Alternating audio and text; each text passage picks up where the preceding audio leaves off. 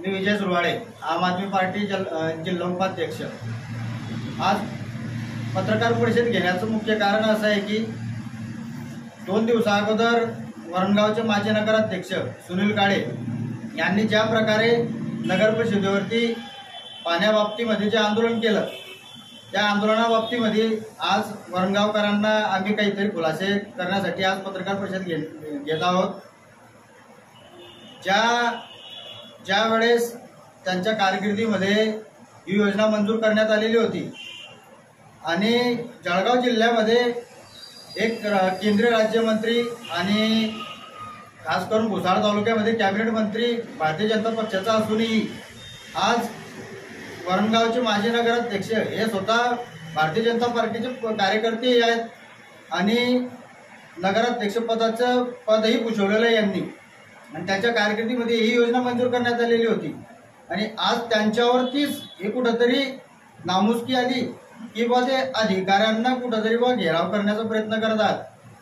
त्यांचे कॅबिनेट मंत्री केंद्रीय राज्यमंत्री असूनही त्या मंत्र्यापर्यंत कुठंतरी पाठपुरावा केलेला पाहिजे, परंतु ते पाठपुरावा करत नाहीये आणि सर्वसामान्य वरणगावकरांना आपल्या राजकीय अस्तित्व टिकवण्यासाठी हे स्टंटबाजी करत आहेत।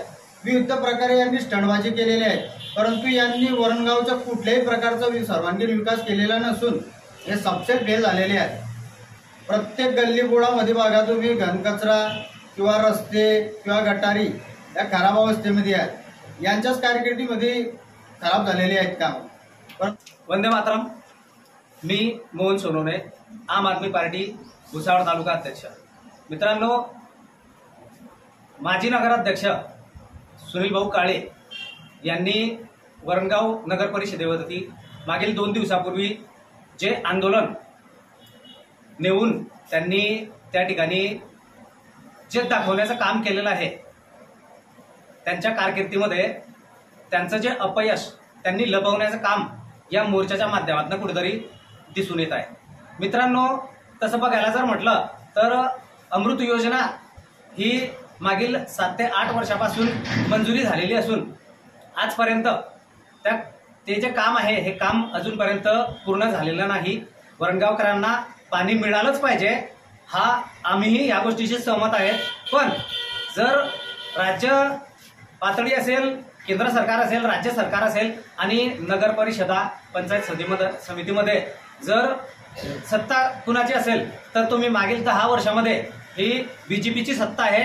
मला जास्त बोलायचं नाही, पण बीजेपी सरकारने जे कार्य केलेलं आहे ते कार्य आज माझ्याकडे एक व्हिडिओ आहे, या व्हिडिओच्या माध्यमातून गल्लीपासून तर दिल्लीपर्यंत बीजेपी सरकार ही जनतेची कशी गंमत घेत आहे हे मी माझ्या या व्हिडिओच्या माध्यमातून तुम्हाला दाखवणार आहे।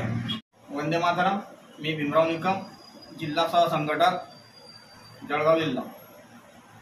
गेल्या 2 दिवसापूर्वी माजी नगराध्यक्ष सुनील भाऊ काळे यांनी नगरपालिकेवर जो पाण्याविरोधात मोर्चा नेला, तो मोर्चा नसून एक राजकीय स्टंट आहे असा आम्ही आरोप करत आहे।